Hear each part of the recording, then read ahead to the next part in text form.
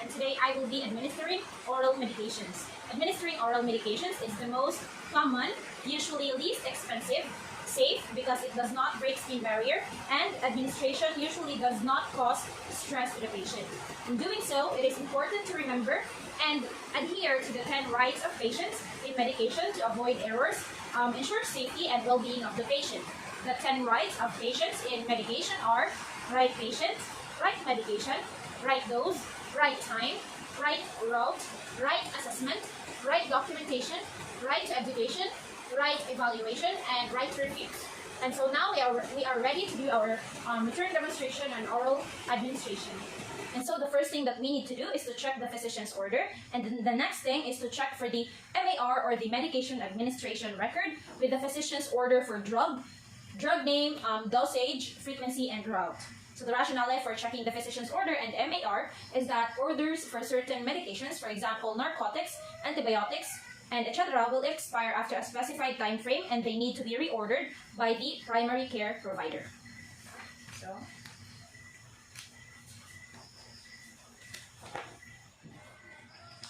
Okay, and so the next step that we need to do is to verify the client's ability to take medication orally. The rationale for this step is to determine whether the client can swallow, is NPO, or nothing by mouth, is nauseated or vomiting, has gastric suction, or has diminished or absent bowel sounds. And as for me, as I check the record here, there is no such thing like those indicated in the patient's record. And so now we can proceed with the next step, which is to organize the supplies and bring the requisites to the preparation area. So the rationale for organizing the supplies is that organization of supplies saves time and reduces the chance of error for the nurse. We also need to bring requisites to the preparation area to ensure organization and increase efficiency in performing the assessment. So let me just get my supplies and equipments. Okay, now the supplies and equipments are the following. First, we have our large calibrated medicine cup, our tissue paper, our alcohol here, medicine dropper, and a small calibrated medicine cup, our medication card, this one, and our client's MAR or computer printout to check the doctor's order. And for the pre-administration assessment, we need to bring our digital thermometer, our wristwatch with second hand, sphygmomanometer, and our stethoscope. And so now that we are prepared, we can proceed to wash our hands. The rationale for washing hands is that hand washing deters the spread of microorganisms. So let me just sanitize or put alcohol on my hand, but earlier I already did my proper hand washing. It's really still important to do the proper hand washing. And so the next step is to read the MAR, take appropriate medicine in the box, read label and remove the medicine from the box, and then compare the label of the medication against the order on the MAR or computer printout. The rationale for reading the MAR and comparing the labels is that this is a safety check to ensure that the right medication is given to the patient.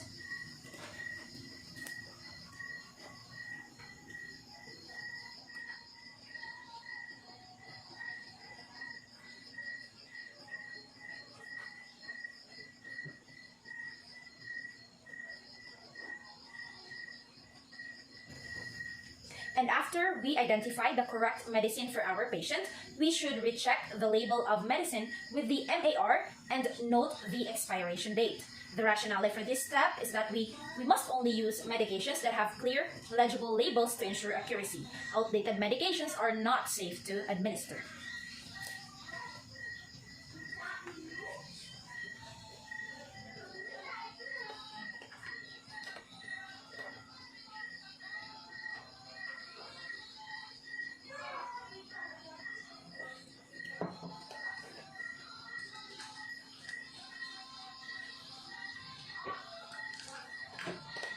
And now we are done with collecting and identifying the correct medication for our patient. We should prepare the prescribed medications. And so now for our tablets and capsules, first, if it is in a bottle like this, open it and gently shake the prescribed number into the bottle cap. After getting the desired number of medication, put it into the medicine cup and then close the bottle back.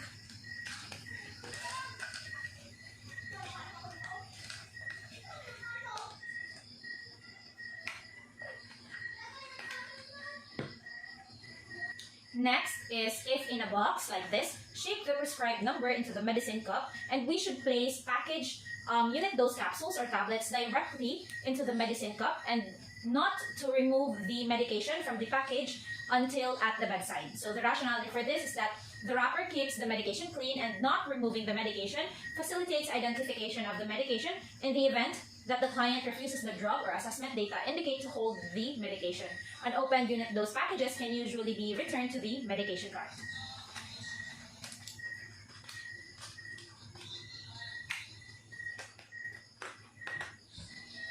And so now next for our liquids and suspensions, first step to do is to thoroughly mix the medication like this.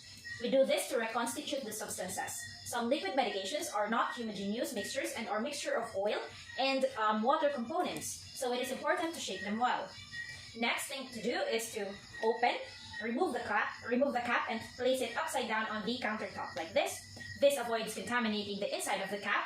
And so the next thing that we need to do is to hold the bottle so that the label is next to your palm, and pour the medication away from the label like this. So if this is the label, so hold it like this. So the rationale is that this prevents the label from becoming soiled and illegible as a result of spilled liquid. So we should pour on the place without written notes. And next, place the medicine cup at flat surface at eye level, and place the thumb on the prescribed level and read it at the lower meniscus. So this method ensures accuracy of measurement and that the right amount of medication will be given to the patient. Okay. So now pour the exact amount of medicine into the medicine cup. If you pour too much medication, throw it on the sink. The rationale for doing this is to prevent the contamination of medicine. Okay. And so now we should wipe the rim of the bottle before capping. We do this to prevent the cap from sticking. So just wipe the rim of the bottle before we recap the bottle. So this is to prevent the cap from sticking to the bottle. So now we're done with our liquids and suspensions. And so now for our drops, we use a medicine dropper like this and draws up the amount needed. The rationale for this is that when giving small amounts of liquids, for example, less than 5 ml, we prepare the medication in a sterile syringe without the needle, or in a specially designed oral syringe or a dropper like this one.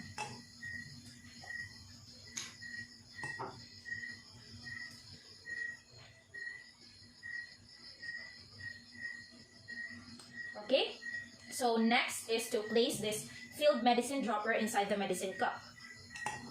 The rationale for doing this procedure is to prevent contamination of the medicine dropper together with the medicine.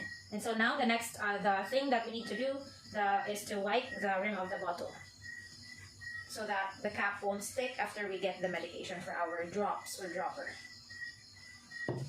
And next is to discard this tissue. And so the next step is to place the prepared medication and MAR together on the medication cart. And just a note to avoid leaving prepared medications unattended. The rationale is that this precaution prevents potential mishandling errors. So let me just put this and this so that I can proceed and get the MAR.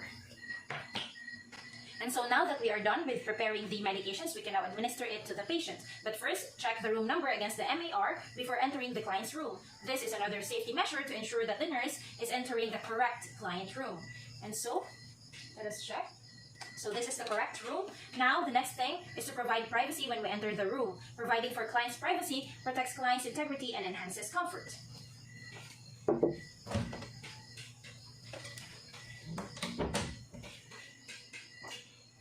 And so the next thing that we need to do is to introduce self to the client. Introducing the self to the client enhances rapport. So good morning, sir. I am Andrea Cartesiano, your student nurse for today, and this is my ID for verification. So at each client's bedside, identify client by asking client to state his full name or checking the wristband. Verifying the client's identity ensures that the right client receives the medication. So sir, can I please see your wristband? Can you please state your full name and birth date? My name is RV Cartesiano and my birthday is March 1, 2007. So how would you like me to call you? RV. Okay, and so next, ask the client for any allergy. So this is an additional layer of checking and is done to prevent any adverse effect to the client that may lead to serious side effect or even death. So sir, do you have any allergies? No. With medications? No. How about crabs? No. Seafoods? No. No. Okay, great. So, if the medication is highly acidic, for example, aspirin, it can be given with a snack such as crackers if food is not contraindicated. This is done to ensure that the client will be more comfortable even after taking the medication. So, sir, I will be leaving you with this cracker here at your table because you have an antibiotic on your on doctor's order. So, you might need it or you might like to have it after you take the medicine or when you feel hungry, okay? Okay. And now for at client's bedside, match up the MAR or medication administration record with the names of medication as shown on their labels with the client's name. We do this additional check to further reduce the risk of error. So I'll just be checking here, sir, okay? On the inside. Okay. And so if needed, perform pre-administration assessments such as taking a blood pressure, pulse rate, or respiratory rate. And we do this so that to remind the nurse to complete the needed assessments in order to decide whether to give the medication or to withhold the medication if indicated. So for me, I need to check the temperature, pulse rate, and respiratory rate of my patient. So sir, before I give you the medication, I need to check for your temperature, your pulse rate, and your respiratory rate. Is that okay? Okay, so let me just prepare my equipment here. I need to prepare first my thermometers. I just need to wipe it with my alcohol swab. Okay, sir, so I will lower your, okay, so I need to put it on the other side, okay? So let me just examine too, your underarm. Okay, there are no sweats and no dirt. So let me just put the thermometer in your underarm right now, okay? Okay, so, and so while waiting for the thermometer to beep, let me just also check your pulse rate and respiratory rate, okay? Okay, so let me just give your hand and just put it here. So let me just check. Okay, so let me just put. Okay.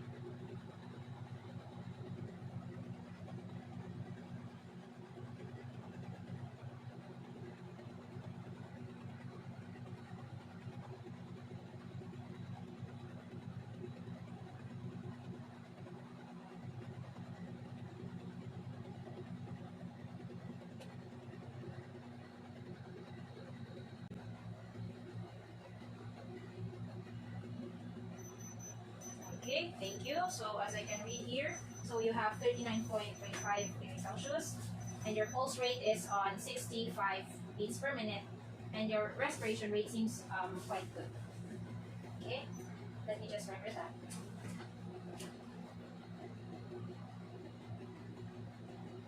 The next step is to discuss the purpose of each medication, including relevant information such as its action and its possible side effects. The rationale is that information can facilitate acceptance of and compliance with the therapy. Explaining the procedure to the client can also reduce client's anxiety and enhance cooperation. So, sir, today I will be giving you your paracetamol 500 milligram. Okay, so this is the doctor's order for your fever. Okay, so paracetamol is commonly used medicine that can help treat pain and reduce your fever in about 30 minutes after the dose is taken. So paracetamol has a central analgesic effect. So it is mediated through the activation of descending serotogenic pathways. Okay, so that's why our fever, when we take this, goes down. Okay, and the side effects of this medication, the paracetamol, is that it includes, for most people na nag-inom, it includes nausea, vomiting, and constipation. So, if you experience severe side effects like that, severe, you may contact me. And the other side effects is also skin rash, wheezing, medyo magkaginga, and then dark urine, and loss of appetite. So, this is your paracetamol, okay? And next, I will be giving you this one. This one is your co-amoxiclav, that is 10 ml. So this is a suspension syrup for your bacterial infection in your lungs. So your doctor ordered this one. So the purpose of this co-amoxiclav, as I said, is for your bacterial pneumonia. Okay. So co-amoxiclav is an antibiotic combination used for bacterial infection, and it contains amoxicillin. So amoxicillin is mixed with clavulanic acid, and it stops, so that acid it cannot siya makamix, it stops bacteria from breaking down amoxicillin. So, mas makadulot ang antibiotic sa ato ang lawas na. Okay?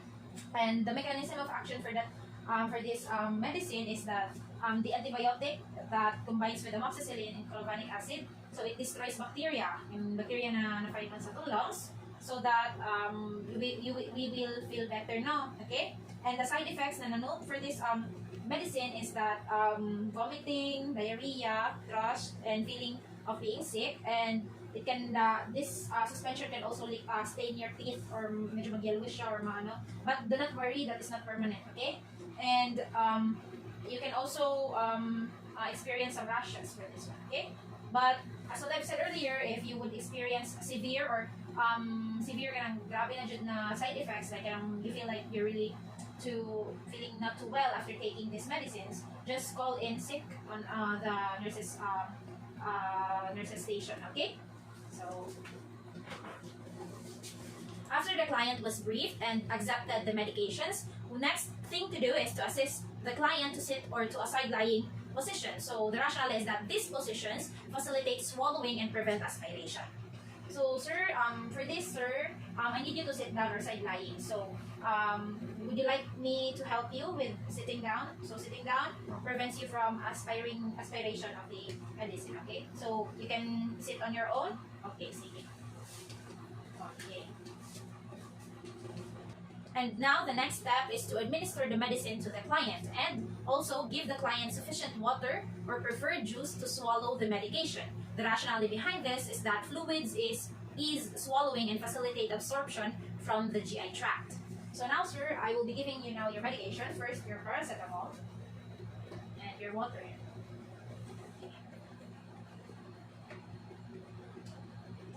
Okay. And next your co-amoxiclav, antibiotics.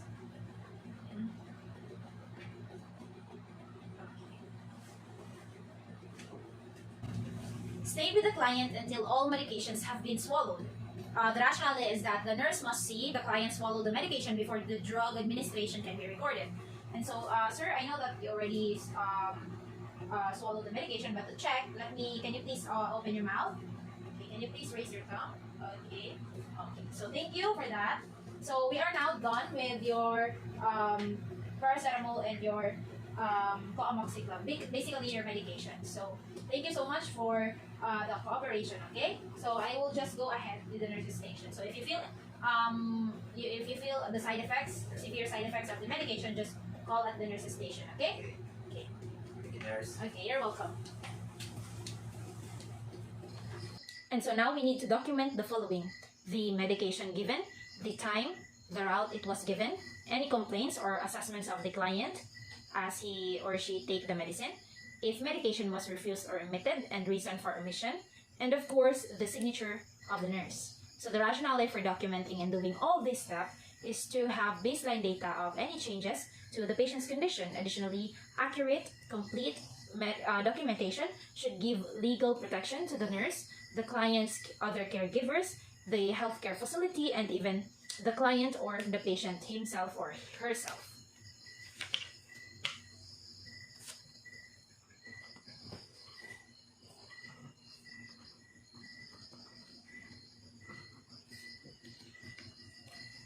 After documenting, we should replenish the stocks, for example, medication cups, and return the cart to the appropriate place. This is done to prevent shortage of medicine and helps prevent costly inventory overstocking. So I will just go ahead and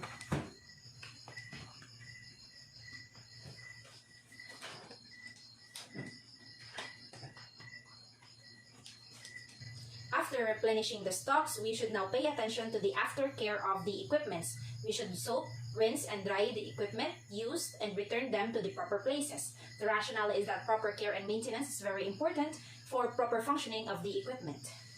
So we have here our dropper. So just do this.